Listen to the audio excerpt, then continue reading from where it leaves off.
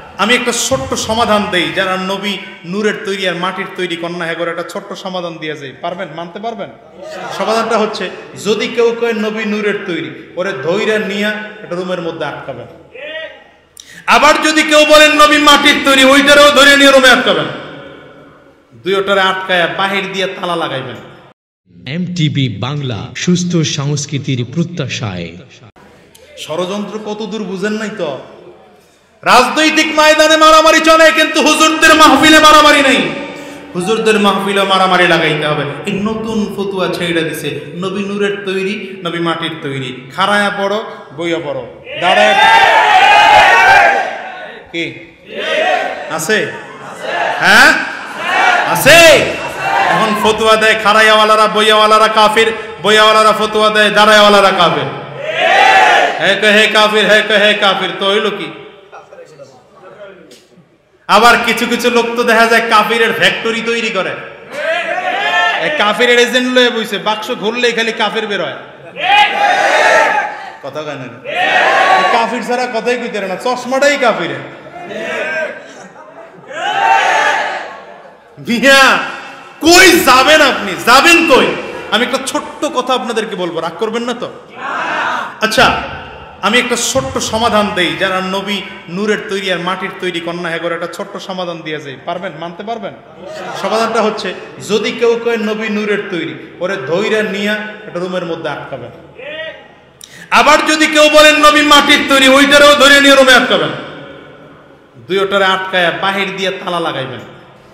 তোরা দুইটা ভিতরে বসা মারামারি, কাটাকাটি, পিডাপিডি, চিল্লা চিল্লি যা করা লাগে ভিতরে বইয়া দুইজনে মিল্লা মারামারি করে সমাধান করে বেরোয়। আমাদের মাঝে ফতোয়া দিতে আসবি না নবী নূরের তৈরি না মাটির তৈরি, কারণ আল্লাহ তাআলা নূরের তৈরি আর মাটির তৈরির কথা এত চিল্লা চিল্লি করেন নাই যতটা আল্লাহ তাআলা বলেছেন নবীকে মানার কথা। নূরের তৈরি আর মাটির তৈরি নিয়ে মারামারি আর চিল্লা চিল্লি কইরা নবীকে মানতে হবে, এর মধ্যে কেউ নাই। যারা এটা নিয়ে মারামারি করে, কয়দিন শুনেছেন তাদেরকে দাড়ি নিয়ে আওয়াজ করতে? কয়দিন শুনেছেন তাদেরকে টুপি নিয়ে আওয়াজ করতে? কয়দিন শুনেছেন তাদেরকে 5 ওয়াক্ত নামাজ ফরজ নিয়ে আওয়াজ করতে? নাই, শুধু স্টেজে উঠলেই ওই কাফের, ওই কাফের, হে কাফের। আরে তুমি একলাই ভালা, পৃথিবীতে সব কাফের, তার মানে তো বোঝা গেল পাগলের সবাই রে পাগল কয়, অরিজিনাল হে নিজে পাগল খবর না। রাগ করতেছেন আপনারা? অনেকদিন পরে এই কথা, প্রথম দিনে এই কথা তিতা লাগতেছে না আপনাদের? ভাইরা আমার, কাফিররা দেখছে হুজুর করে স্টেজে মারামারি হয়, মসজিদে মারামারি হয় না। মসজিদেও মারামারি লাগাও। কি কয়? আমিন জোরে আর আস্তে। একদল আমিন জোরে কয়, আর একদল বুঝেন নাই? নাই নাই নাই, আপনার এলাকায় নাই? আচ্ছা, আমিন বলা ফরজ কয় না? আমিন বলা হুজুররা কয়েন না, আপনারা করে আবার দলিল হবে, হ্যাগত থেকে ভোট নেই। কি কয়? আমিন বলা ফরজ, ওয়াজিব, সুন্নত, তাইলে মুস্তাহাব। আচ্ছা, হেরা ফতোয়া দিয়েছে, হুজুররা কি কন ঠিক আছে? কয় না। ঠিক আছে তো? আমিন বলা সন্দেহ ঢুকে গেছে। আমিন বলা জোরে কন। মনে করেন কোন ব্যক্তি সূরা ফাতিহার পরে আমিন বলেই নাই, নামাজ হবে না? হবে না? হুজুররা কয় হবে, আপনারা কি কন? হুজুররা কিন্তু বলতেছে হবে, তার মানে আমার ফতোয়া ভুল না, তাইলে কি কন? আমি তো আর মুফতি না, বক্তারা ফতোয়া দিলে ভেজাল আছে। কথা কয় না?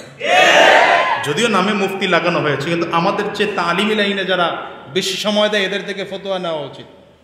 সফর করতে করতেই তো শেষ। এই লকডাউনে ঘুমাইছি, অসুবিধা নেই, কিন্তু অন্যান্য সময় তো সফরে। এই জন্য বক্তাদের ফতুয়া দিতে গিয়ে খুব সাবধান হওয়া উচিত, না তো ফতুয়া দিবেন উল্টায়া যাবে। আপনি মন গড়া ফতুয়া দিয়ে লাইবেন, চেহারা খোলা রাখা যায় কি? ফতুয়া দেওয়া তো আমাদের কাজ না, আপনি ওয়াজ করার কাম। আপনি ওয়াজ করবেন না, ফতুয়া দিতে গেছেন। ফতুয়া তো মুফতির কাম, ওই দায়িত্ব আপনি নিলে তো ভেজা। কথা কয় না কেন? নরমাল ডিসপেন্সারি খুলে বইছে, হ্যাঁ যদি কয় আমি অপারেশন করবো, তো ভেজাল না?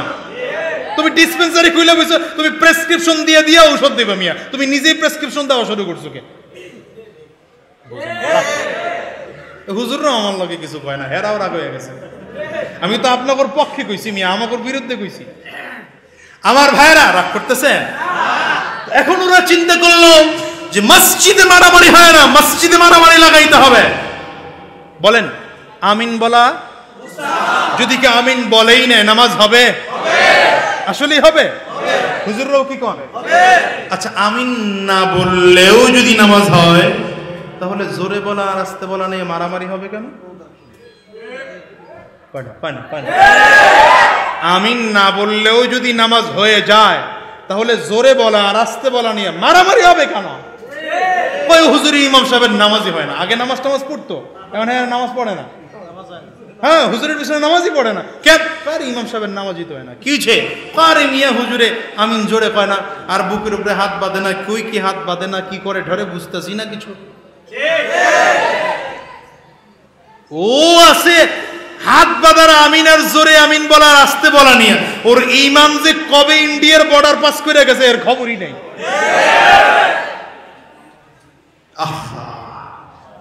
কাফিরদের সূক্ষ্ম সরল। শোনেন, এই আমিন জোরে বলাও হাদিস দ্বারা হাদিসের সমর্থন আছে, আস্তে বলারও হাদিসের সমর্থন আছে। সরাসরি হাদিসে নেই, কিন্তু সমর্থন। মারামারি করেন কেন? সেটাই তো ভেজাল। ওয়াতাসিমু বিহাবলিল্লাহি জামিআ ওয়াতাসিমু বিহাবলিল্লাহি জামিআন ওয়া লা তাফাররাকু। সাবধান, মুসলমানদের মধ্যে ঐক্য নষ্ট করো না। রব্বে কারীম ডেকে বলেন, আপনি তো উপকার থেকে ক্ষতি করতেছেন, বেশি চিল্লান কেন? বসেন। ওদের না বসতে দিলে সাইটে করাবেন, ওদিকে দিয়ে দিবেন। ঝামেলা হয় এমন কোনো কাজ করো না তোমরা। রব্বে কারীম ডেকে বলেন, ওয়াতাসিমু বিহাবলিল্লাহি জামিআন ওয়া লা তাফাররাকু। সাবধান। রব্বে কারীম ডেকে ডেকে বলেন, সাবধান, তোমরা আল্লাহ তাআলার রশিকে মজবুত করে আঁকড়িয়ে ধরো। আমার আপনার মাঝে টুপি নিয়ে মারামারি দলাদলি থাকবে, এটা ইমানদারের কোন লক্ষণ নয়। আপনার কাছে যদি মনে হয় আপনি লম্বা টুপি পড়েন, কোনো অসুবিধা নাই। আপনার কাছে যদি ভালো মনে হয় আপনি গোল টুপি পড়েন, কোনো অসুবিধা নাই। আপনার কাছে যদি মনে হয় পাঁচ কলকি পড়েন, তাতেও কোনো অসুবিধা নাই। আপনার কাছে যদি মনে হয় আপনি লম্বা জুব্বা পড়বেন, তাতেও কোনো অসুবিধা নাই। দেখা দরকার আপনার পোশাকটা নবীজির সুন্নাহ তরিকায় আছে কিনা। আপনার চলাফেরা যদি নবীজির সুন্নাহ তরিকা অনুযায়ী থাকে, তাহলে আপনিও ইমানদার, আমিও ইমানদার। আপনি ইমানদার, আমিও ইমানদার। আপনিও এক আল্লাহকে বিশ্বাস করেন, আমিও এক আল্লাহকে বিশ্বাস করি। আপনিও এক নবীকে বিশ্বাস করেন, আমিও এক নবীকে বিশ্বাস করি। আপনি এক কোরআনে বিশ্বাসী, আমিও এক কোরআনে বিশ্বাসী। মত পার্থক্য নয়, কাঁধে কাঁধ মিলিয়ে ঐক্যের পথে চলবো, ঠিক কিনা? কারণ মৃত্যুর পরেই প্রশ্ন করা হবে না তুমি কোন দলের লোক ছিলা। মৃত্যুর পরে প্রশ্ন কয়টা? জোরে কও, আওয়াজ দিয়ে কোন কয়টা? এর মধ্যে কিন্তু এই প্রশ্ন নয় তুমি কোন দলের লোক, বরঞ্চ প্রথম জিজ্ঞাসা করা আমার রব্বুকা, তোমার রব কি।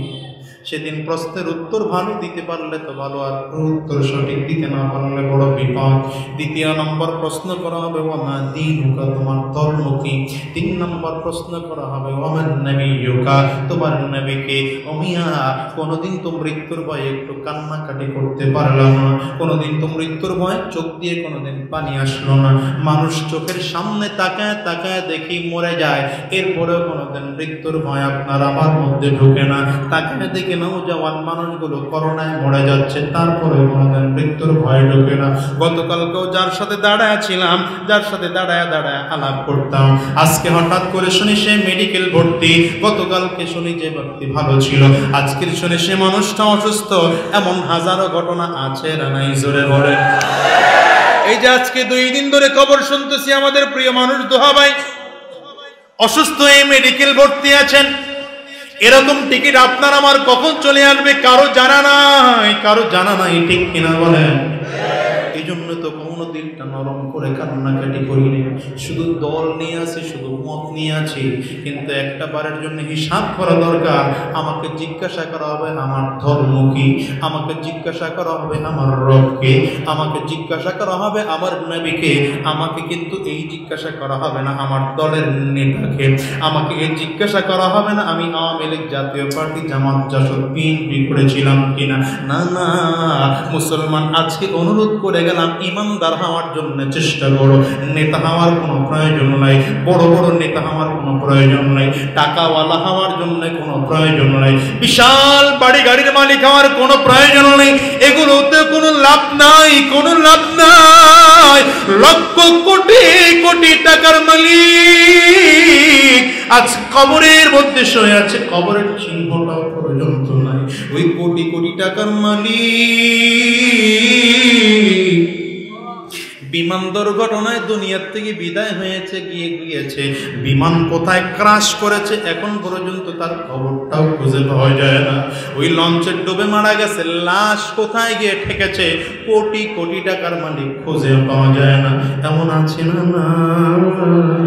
আবার হিসাব মিলায় দেখো, এর মধ্যে এমন কিছু ইমানদার বান্দারাও আছে যাদের মৃত্যুর 70-80 বছর পরেও, আরে 20 বছর 30 বছর পরেও লাশ পাওয়া যায়।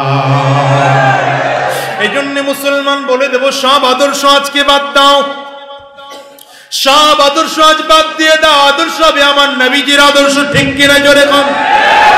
আল্লাহু আকবার। আদর্শ হবে আমার নবীজির আদর্শ। নবীজির আদর্শের চেয়ে আর কারো আদর্শ সঠিক হতে পারে না, নবীজির আদর্শের চেয়ে আর কারো আদর্শ উত্তম আদর্শ হতে পারে না। আমার নবীজির আদর্শ দুনিয়া বাস্তবায়নের জন্য আমাদের যদি জীবনটাও দিতে হয়, আমরা জীবন দিতেও তৈয়ার থাকবো। এটাই হবে মুমিনের প্রথম কাজ, ঠিক কিনা? আমার মুসলমান ভাইরা, আমার নবীজি জীবনের সব গুনাহই তো মাফ ছিল। আগের জীবনের গুনাহ, পিছনের গুনাহ সব মাফ ছিল। তারপরে নবীজি কেন চোখের পানি ছেড়ে কান্না করেছেন?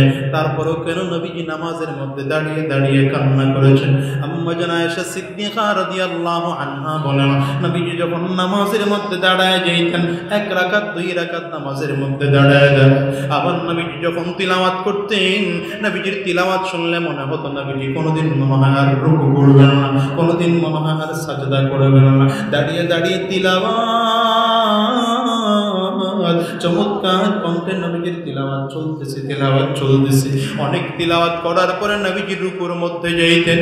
রুকুর মধ্যে আবার গিয়ে নবীজির লম্বা লম্বা রুকু, এত লম্বা রুকু আম্মা জান আয়েশা সিদ্দিকা রাদিয়াল্লাহু আনহা বলেন, মনে হয় যেন নবীজি আর কোনোদিন সাজদা করবেন না, রুকু থেকে উঠবেন না, এরকম মনে হতো। আবার নবীজি রুকু থেকে দাঁড়াইয়া আবার সাজদায় চলে যাইতেন, মনে হয় যেন নবীজির এত লম্বা সাজদা, মনে হয় যেন কোনোদিন নবীজি সাজদা থেকে উঠবেন না। আল্লাহু আকবার। নবীজি শিখায় গেছেন।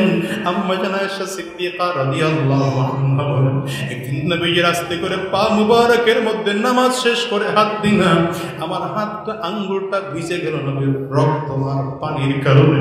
নবীজির পা ফুলে গেছে নামাজের মধ্যে দাঁড়ায় থাকতে থাকতে। আমি আয়েশা জিজ্ঞাসা করলাম, পয়গম্বর, আপনার জিন্দেগীর সব গুনাহ তো আমার আল্লাহ তাআলা মাফ করে দিয়েছেন, তাহলে আপনি কেন এত কান্নাকাটি করেন? আপনি কেন এত লম্বা লম্বা নামাজ পড়েন? আমার নবীজি উত্তর দিতেন, আয়েশা,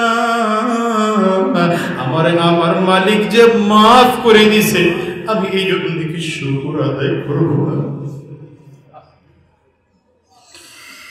আমার আল্লাহ তাআলা যে আমারে মাফ করে দিয়েছেন, আমি কি জন্য মালিকের শুকর আদায় করব না? আবার নবীজি নামাজে দাঁড়ায় দাঁড়ায় চোখের পানিগুলো ছাড়তেন। নবীর সাহাবীদেরকেও নবীজি কান্না শিখায় গেছেন, কান্না শিখিয়ে গেছেন।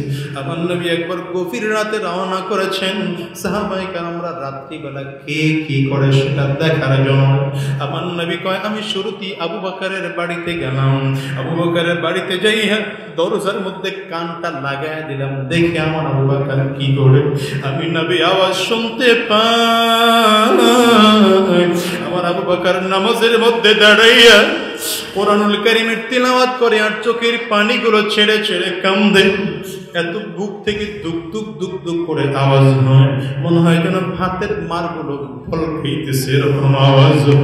অনেক কম দাঁড়ায় দাঁড়ায় আবু বকরের কণ্ঠের তিলাওয়াত শুনে বিশ্বনবী রাহমাতুল লিল আলামিন বলেন, আমি ওমরের বাড়িতে রওনা করলাম ওমরের খবর নেওয়ার জন্য।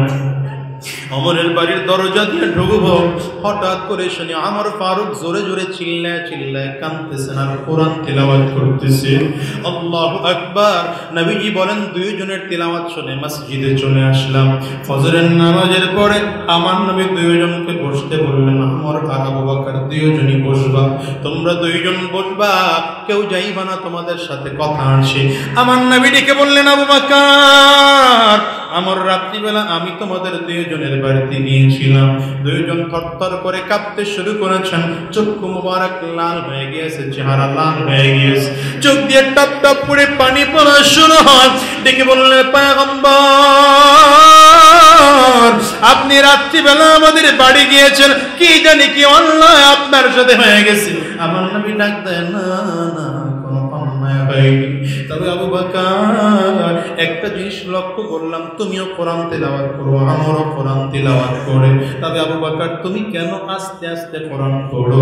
আবু বকর চোখের পানিগুলো ছেড়ে কাঁদলেন আর ডেকে বলেন, আসমাতু মান নাজাইতু, হুজুর, আমার যাকে শোনানো দরকার আমার মালিককে আমি শোনায় দিছি। তিনি তো এমন এক আল্লাহ, ইয়ালামুস সিররা ওয়া আখফা, যিনি গোপনে বললেও জানে, জোরে বললেও শোনে, আস্তে বললেও শোনে। আমার মালিককে আমি এজন্য আস্তে আস্তে আস্তে আস্তে আমার মালিককে শোনায় দিছি। হযরত ওমর ফারুক রে নবী জিজ্ঞাসা করে, ওমর, তুমি কেন জোরে জোরে তিলাওয়াত করলে? ওমর ফারুক ডাক দেয়, পয়গম্বর, আমি এই জন্য জোরে জোরে তিলাওয়াত করেছি, আপনি না বলেছেন কোরআন তিলাওয়াত করলে শয়তানের আওয়াজ, কোরআনের আওয়াজ যত দূরে যায় শয়তান তত দূরে থাকে না। আমি এই জন্য জোরে জোরে তিলাওয়াত করে চাই আমার বাড়ির আঙ্গিনায় যেন শয়তান না থাকে। নবীজির জন্য জোরে জোরে কোরআন তেলাওয়াত করে করে শয়তানকে দূরে সরাইছি। দ্বিতীয় নম্বর কারণ হলো, শয়তান যখন দূরে সরে গেল, কোরআন তেলাওয়াতের আওয়াজ শুই না। আরো কিছু ভাইরা আমার সাথে তাহাজ্জুদ নামাজের মধ্যে দাঁড়ানোর সুযোগ পেয়ে গেছে। ওরে মুসলমান, বোঝা গেল 5 ওয়াক্ত নামাজের মাধ্যমে ডিউটি পালন হয়, কিন্তু রবের কাছাকাছি যাওয়ার জন্য তাহাজ্জুদ নামাজের বড় প্রয়োজন হয়। রাতের কান্নার খুব দরকার, তাহাজ্জুদ নামাজের খুব দরকার। মালিকের সামনে দাঁড়ায় যাও, গোলামের মতো করে দাঁড়ায় যাও।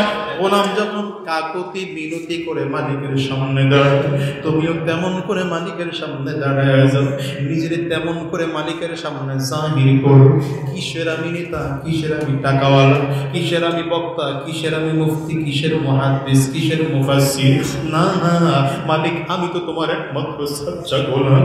আমি এখনো গুনাহমুক্ত জিন্দেগি করতে পারলাম কিনা জানি না, আমি এখনো ভালো হতে পারলাম কিনা জানি না, আমি এখনো তোমার পছন্দের বান্দা হতে পারলাম কিনা জানি না। মালিকের কাছে এমন করে বেশি বেশি কান্না শুরু করে দাও।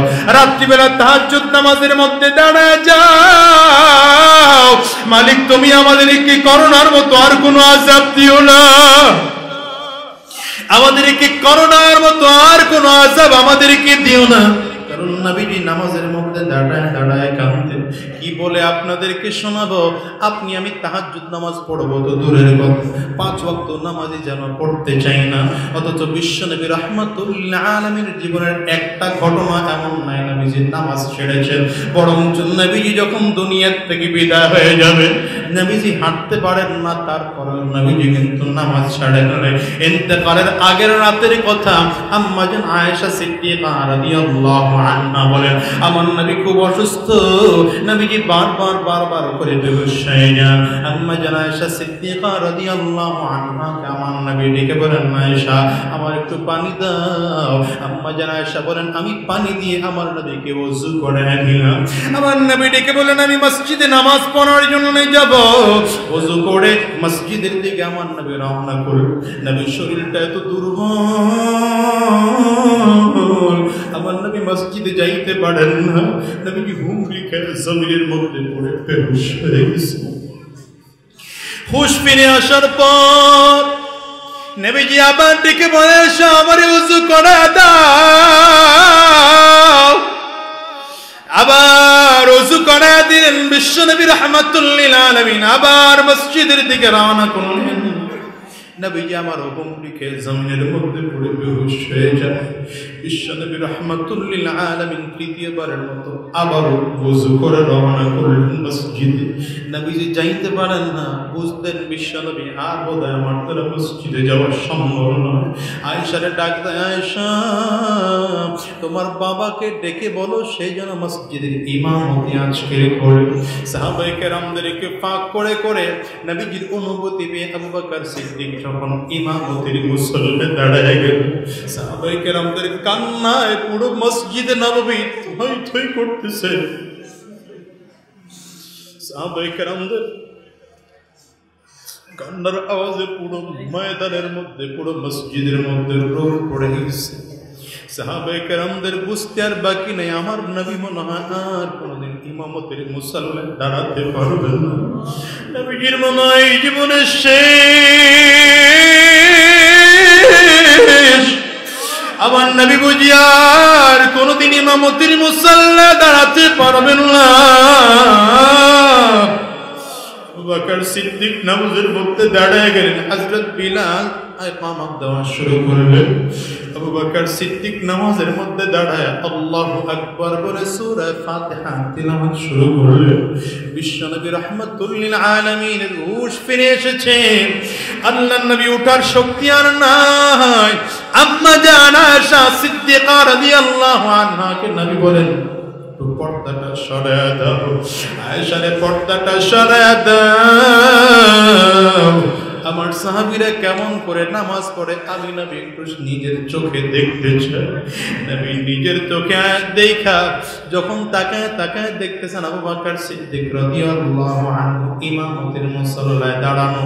সাহাবায়ে কেরাম সব পিছনে দাঁড়ায় কান্দে, প্রত্যেকের চোখে পানি। আমার নবী বাচ্চাদের মতো ঠুকরে কান্না করে উঠেছে।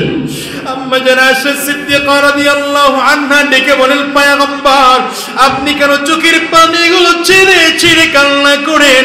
আমার নবী ডাক দেয়, আয়েশা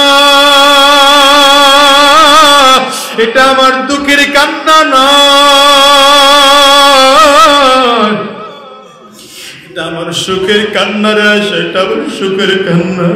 আমার বুঝতে আর বাকি না, আমি যদি দুনিয়ার থেকে বিদায় হয়ে যাই, আমার সাহাবীরা ইমাম বানাইয়া নামাজ পড়তে সাহাবীরা দ্বিধা করবেন। ওরে দুনিয়ার মুসলমান, আমার নবী ইন্তেকালের আগ পর্যন্ত কিন্তু নামাজ পড়েছেন, নামাজ কোনোদিন ছাড়েন নাই। আমার মুসলমান ভাই, এই জন্য অনুরোধ করে যাব, আজকের থেকে দুইটা নসিহত করে গেলাম। এক নম্বর, ইমানদার হিসেবে ঐক্য হয়ে দুনিয়ায় চলো। দ্বিতীয় নম্বর, আমার মালিকের হুকুম কোনোদিন নামাজ ছাইরো না, আমার নবীর তরিকা ছাইরো না। কারণ 5 ওয়াক্ত নামাজের মাধ্যমে মালিকের সাথে বান্দার ডিউটি সম্পর্ক থাকে। ডিউটি করলে তো বেতন পাওয়া যায়, কিন্তু তাহাজ্জুদ নামাজ, নফল নামাজগুলো আওয়াবিনের স্বার্থের মাধ্যমে নফল নামাজে ওভার ডিউটি হয়।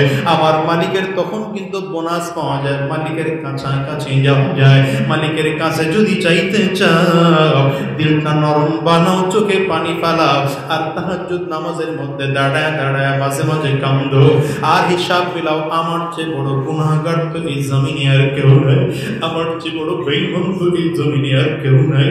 আমার কারণেই বুঝি করোনা এই জমিনে আসলো, আমার কারণেই বুঝি পঙ্গপাল এই জমিনে আসলো, আমার কারণেই বুঝি মহামারী জমিনে আসলো, আমার কারণেই বুঝি বড় এই বিপদ হলো। মালিকের কাছে যদি মনের মতো করে কান্না করে যায়, আমার মালিক বড় দয়াবান, আমার মালিকের বড় মায়া। আমার মালিক যদি তোমার দিকে তাকায় তাকায় একবার মায়ার নজরে তাকায়, মালিক তোমার আমার জিন্দেগীর গুনাহ মাফ করে দিতে পারেন কিনা জোরে কর। আমার মালিক তো মাফ করার জন্য তৈয়ার, ঠিক কিনা আওয়াজ করে কও। কারণ হাদিসের মধ্যে এসেছে, বাইহাকির হাদিসের মধ্যে পড়েছি, বিশ্বনবী রাহমাতুল লিল আলামিন একদিন তাকায় তাকায় দেখেন জিবরিল আলাইহিস সালাতু ওয়াস সালাম খুব দ্রুত নামতেছেন। জিবরিলের চেহারা মলিন, চেহারা বেজার, পুরো শরীরটা থর থর থর থর করে কাঁপতেছে। নবীজির সামনে হাজির হয়ে গেলেন। আমার নবী ডেকে বললেন, জিবরাইল তোমার পরিস্থিতি এমন কেন? হযরত জিবরাইল কয়, পয়গম্বর এইমাত্র আমি জাহান্নামটা দেখে আসলাম। আমার নবী কয়, কেমন দেখলা? জিবরাইল আলাইহিস সালাম কয়, আমার মালিক বলেছেন জিবরাইল যাও আমার জাহান্নামটা একটু দেখে আসো। আমি জাহান্নাম দেখার জন্য রওনা করলাম। জাহান্নাম আমার থেকে 500 বছরের রাস্তার এখনো দূরত্বে আছে। জাহান্নামের এত দূরে ঘুরি আওয়াজের কারণে আমার মতো শক্তিশালী ফেরেশতা অবস্থা বড় খারাপ। আমি বেহুশ হয়ে জমিনের মধ্যে পড়ে গেলাম। হুশ ফিরে আসার পরে আমার মালিকের কাছে যাওয়ার সাহস পাই নাই। চিন্তা করলাম কার কাছে যাব? রাহমাতুল লিল আলামিন আপনি জন্য আপনার কাছে চলে আসলাম। বিশ্বনবী জাহান্নামের লম্বা বর্ণনা শুনে চোখের পানিগুলো ছেড়ে কাঁদতেছে। জিবরিল কান্দে। আমার নবী যদি কান্দে আমার মালিক সহ্য করতে পারে না কি? জোরে বলে আমার আল্লাহ ডাক দেয়, জিবরাইল আমার নবীও কান্দে, তুমিও কান্দো, কেন কান্দো বল? আমার হাবিব কাঁদলে তো আমি আল্লাহ সহ্য করতে পারি না, আর তুমি সব ফেরেশতাদের সরদার, তুমি কেন কাঁদো? আমি আল্লাহর তো সহ্য হয় না। জিবরিল আলাইহিস সালাম ডেকে কয়, মালিক তোমার বন্ধু এই জন্যে কান্দে, এই জাহান্নামের বর্ণনা তোমার বন্ধু শুনেছে, জাহান্নামের আযাব তোমার বন্ধু সহ্য করতে পারবে না, এই জন্য কান্দে, আমিও সহ্য করতে পারবো না, এই জন্য কান্দি। আর রব্বুল আলামিন ডেকে বলেন, ও ফেরেশতা জিবরাইল সাক্ষী থাকো, আমি তোমাকে আর আমার বন্ধুকে দুইজনকে মাফ করে দিলাম। আমার নবীর কান্না যেন আগের চেয়ে আরো বেড়েছে, কান্না কিন্তু কমে না। আমার আল্লাহ ডাক দেয়, জিবরাইল আমার বন্ধু এখন আবার কেন কান্দে? জিবরিল ডেকে বললেন, পয়গম্বর আপনি কেন কান্দেন? আল্লাহ জিজ্ঞাসা করেছেন। আমার নবী ডাক দেয়, জিবরাইল আমার মালিক তো আমাকে মাফ করেছেন ঠিক, কিন্তু আমার উম্মতের ফয়সালা কি করেছে? এই জাহান্নামের আগুন তো আমার উম্মত সহ্য করতে পারবে না। আমার উম্মতের ব্যাপারে মালিক কি ফয়সালা করেছে সেটা একটু জানো। আমার আল্লাহ ডাক দেয়, জিবরাইল আমার বন্ধুরে জানায় দাও, বন্ধুরে কাঁদতে নিষেধ করো, বন্ধুরে বলো আমার বন্ধুর কোনো উম্মত যদি মৃত্যুর 1 বছর আগে তাওবা করে আমি তার জিন্দেগির গুনাহ মাফ করে দেব। হাদিসে এসেছে নবীজির কান্নার পরিমাণ আরো বেড়েছে। আমার নবী ডাক দেয়, জিবরাইল আসসানাতু কাসীরাতুন আসসানাতু তাফীলাতুন, ও জিবরাইল 1 বছর অনেক লম্বা, 1 বছর অনেক বেশি সময়, এত সময় দিলে আমার উম্মত মাফ চাইতে পারবে না, আল্লাহর সময় আরো কমায় দিতে আমার মালিক ডাক দেয়, জিবরাইল তাইলে আমার বন্ধুরে বলে দে, এক মাস আগেও যদি আমার কোন বান্দা তাওবা থেকে গুনাহ থেকে মুক্তি চায়, আমার বান্দা যদি গুনাহ থেকে তাওবা করে আমি আল্লাহ তার জিন্দেগির গুনাহ মাফ করে দেব। নবীজির কান্না যেন কমে না, আরো বাড়তেই আছে, আরো বাড়তেছে। নবীজি বাচ্চাদের মতো কান্না শুরু করে দিয়েছে। আমার আল্লাহ ডাক দিয়ে কই, জিবরাইল আমার বন্ধু কেন কাঁদে? নবীজি ডেকে বলেন, জিবরাইল الشهر كثير الشهر طويل, 1 মাস তো অনেক লম্বা সময়, 1 মাস তো অনেক বেশি সময় না, না আরো সময় কমায় দিতে বলো, আরো কমায় দিতে বলো। আমার আল্লাহ ডাক দিয়ে, জিবরাইল তাইলে বল আমার বন্ধুর কোন উম্মত যদি মৃত্যুর 1 দিন আগেও তওবা করে আমি আল্লাহ বান্দার জিন্দেগির গুনাহ মাফ করে দেব। আমার নবী চোখের পানি গুলো ছেড়ে কান্দে আর ডাক দিয়ে কই, জিবরাইল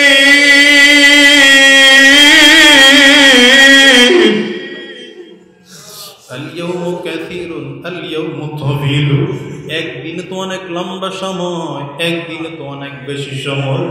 60 সেকেন্ডে 1 মিনিট, 60 মিনিটে 1 ঘন্টা, 24 ঘন্টায় 1 দিন, এত লম্বা সময় দিলে আমার উম্মত মাফ চাইতে পারবে না। ওরে কপাল পুরো মুসলমান, কোন নবীরে তোরা গালি দাও রে যুবক? কোন নবীরে জঙ্গি কয়ে গালি দাও? কোন নবীরে বাবা মা তুলে গালি দাও রে যুবক? চোখের পানি ছেড়ে কান্দে। কোন নবীরে তুই হারাম করে গালি দাও, কোন নবীরে জিনাকুর বলে গালি দাও রে কপাল পুরার দাও। সেই নবীরে তুই চিনো না, এখনো তুই চিনো না। নবী তোর আমার জন্য চোখের পানিগুলো ছেড়ে ছেড়ে কান্দে।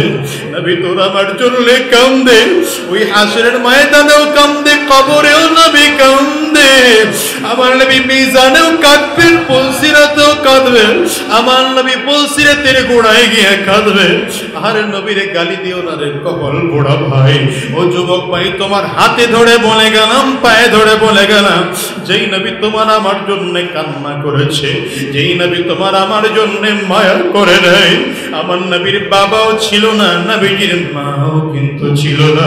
নবীজি আব্বা আম্মার জন্য যতটুকু কান্না না করেছে, তার চেয়ে বেশি কান্না করেছে তোমার আমার জন্য রে যুবক। আজকে নবীর জঙ্গি কয়ে গালি দিতে দ্বিধা করো না, নবীর পাগল বলে গালি দিতে দ্বিধা করো না, নবীর চরিত্রহীন বলে গালি দিতে দ্বিধা করো না, আমার নবীর ধর্ষক বলে গালি দিতে দ্বিধা করো না, কপাল পরা নবীকে নারীর নবী বলে গালি দিতে তুই দ্বিধা করো না। তোর কপালটা বুঝি পড়ে গেছে রে যুবক। এই জন্য তুই কি নবীরে গালি দাও রে ভাই? কপালটা পোড়া ফালাস না। মৃত্যু কখন চলে আসবে কারো জানা নাই। আমার নবী কিন্তু তোমার আমার জন্য কান্না করেছে। ডাক দে জিবরাইল, আল-ইয়াউমু কাসীরুন আল-ইয়াউমু তাওয়ীলুন। ও কপাল পোড়া ভাই, একটু চিন্তা করে দেখ কোন নবী ভাই সুরে বেটা। যদিও নবী তোরে আমারে দেখে নাই, 1400 বছর আগে আমার নবী দুনিয়ার থেকে বিদায়, নবী কিন্তু তোমারে আমারে চোখে দেখেন নাই। তোমার আমার বাবাকেও চিনতেন না, তোমার আমার মাকেও কিন্তু চিনতেন না, কিন্তু নবী তোমার আমার জন্য কান্না করেছে। ঠিক কিনা জোরে কাও। নবীরে গালি দিও না রে ভাই। নবীর মোহাব্বত অন্তরে ঢোকাও, নবীর মায়া দিলের মধ্যে ঢোকাও, নবীর মোহাব্বত দিলের মধ্যে ঢোকাও। আমার নবী যখন কান্না করে বাচ্চাদের মতো কান্না করতেছে, আর মালিকের কাছে বারবার করে বলতেছেন, জিবরিল আমার মালিক রে কও।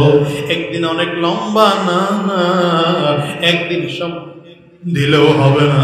আমার মালিক যেন সময়টা আরো কমায় দেয়। আমার মালিক ডাকতে জিবরিল, আমার বন্ধুরে কাঁদতে নিষেধ কর। আল্লাহু আকবার। আমার বন্ধুরে কাঁদতে নিষেধ কর। নিজের চক্ষু দিয়ে চোখের পানিগুলো মুছে ফেলতে বল, নিজের হাত দিয়ে চোখের পানিগুলো মুছে ফেলতে বল। আমার বন্ধু যদি কান্না করে, আমি আল্লাহর কুদরতে কলিজার মধ্যে জোশ মেরে যায়, আমি আল্লাহর কুদরতি অন্তরের মধ্যে ধাক্কা লেগে যায়। আমার বন্ধুরে কাঁদতে নিষেধ কর। বন্ধুরে আজকে জানায় দে, আমার বন্ধুর কোনো পাক্কা সাচ্চা বন্ধু মৃত্যুর 1 বছর আগে না, মৃত্যুর 1 মাস আগে না, মৃত্যুর 1 দিন আগেও না, মৃত্যুর 1 ঘন্টা আগেও না।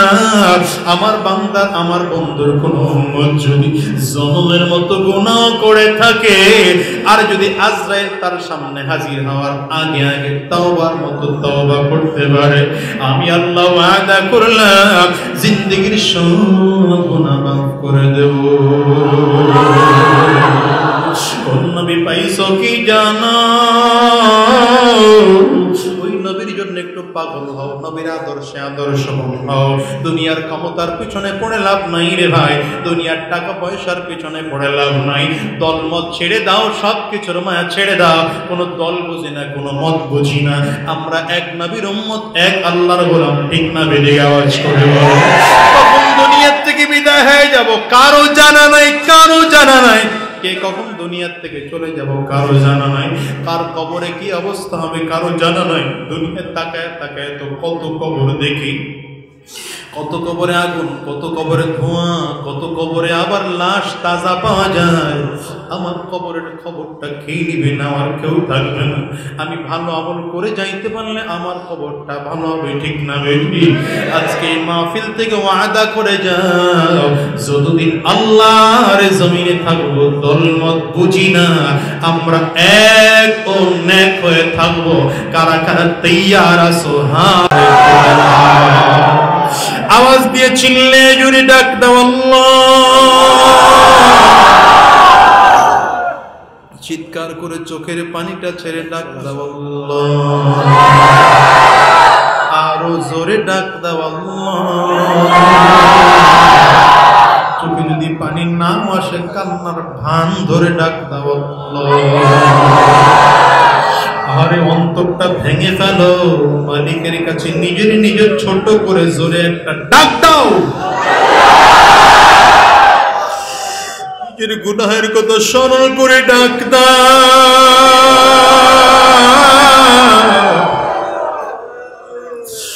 মৃত্যুর কথা স্মরণ করে একটা চিৎকার করে ডাক দাও।